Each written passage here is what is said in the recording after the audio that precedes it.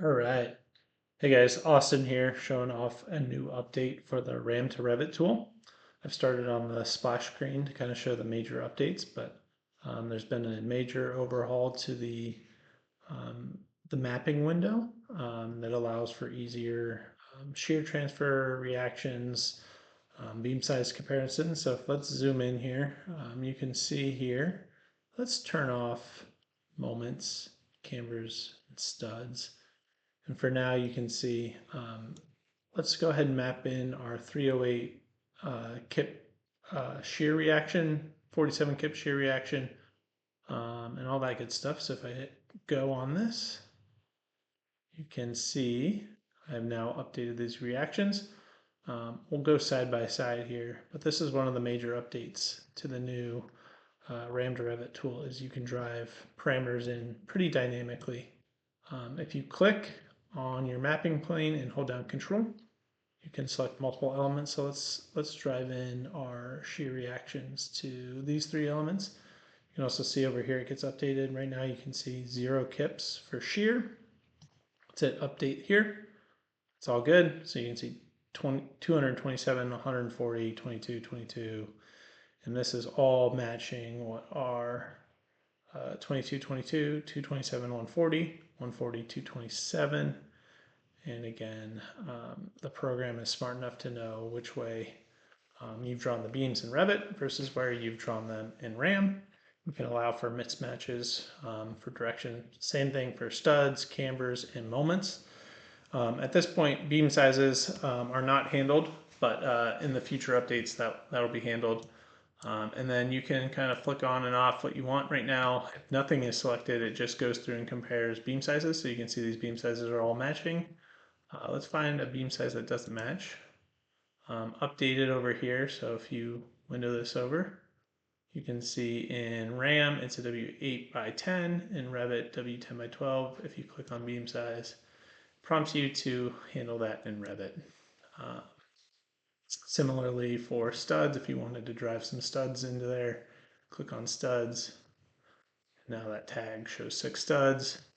Similarly for shear, drive that in, that's all good. It now handles cantilevers as well, which is really nice. So you can see it's checking in RAM. It's an 18 by 40. And then in Revit, it's got two 18 by 40s, which is correct. So that's good. Up here, I've got a mismatch. So let's see how that looks in the new tool. You can see here it's got a mismatch showing the deltas there. So that's good. Um, if you haven't watched the first video, it's very similar, but let's give a quick rundown of how this might work if you were going to start from scratch and you haven't seen that first video. I'm going to shut everything down, shut down the old RAM model, and then let's get to it. Start from scratch.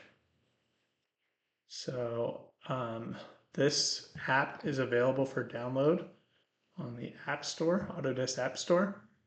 You can do a free trial for 30 days, and if you like it, you can buy it. The free trial version limits you to 50 structural framing members at a time, and it's actually, this model's under that, so you'll see how this works. But if you go under your add-ins tab after downloading the model, you'll be able to see a button here. Go ahead and click that. And then the way this works, I like to start with Revit parameters. Pick your structural framing member that has the parameters associated with this. Generally, these will have shared parameters. That allows for tagging. Pick your elements. Another nice update with this version 2.0 is I've allowed for differing shear and moment reactions to be written in. By default, 1.4 dead is pretty common for load combination 1 for LRFD, and then 1.2 and 1.6 are common for live load. If you want to save this so you don't have to do this every time, you can write that in. And then now you start working your way down the list.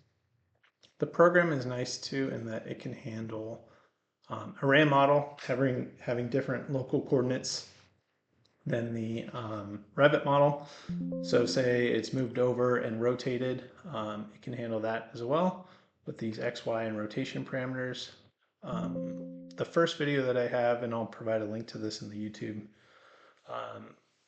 video, shows how to go through this in depth, but it works very similarly here. Select your Revit beams that you want to compare. It's good. If you purchase this pop-up will go away. And now to show how these tools might work, if you want to figure out your coordination or your transforms, I've provided this function here. Let's just set that to 0 for here. But I know this minus 85 and 8 on the transformation gets these two lined up pretty nicely. So if you come over and map the beams, let's set our tolerance to 2. This is also a big update of custom input tolerances here. Map the beams.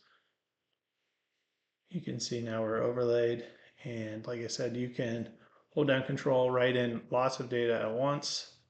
Make sure you don't misclick. I'll try to fix that in the future. Camber is updated dynamically. Same thing with, let's do shear. It's all good. Let's write in the shear reactions up here. You can see they're all set to 0.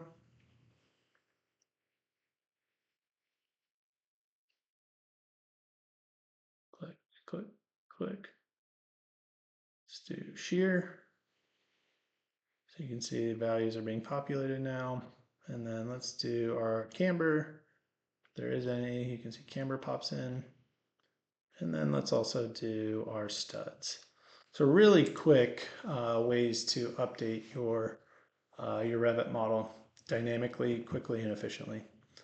If you have any questions under the About page, you can always email me for any questions, but this is version 2.0.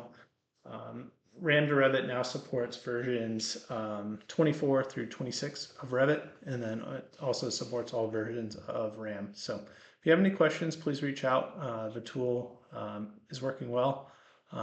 Moments and cantilevers are still kind of a work in progress. If you run into bugs with moments and cantilevers, please reach out to me. Also, if you have any trouble with setting up your shared parameters, let me know. I can provide you some sample Revit families that provide shared parameters for how I've handled studs, camber, reactions, all that good stuff. So thanks for watching, and give it a try.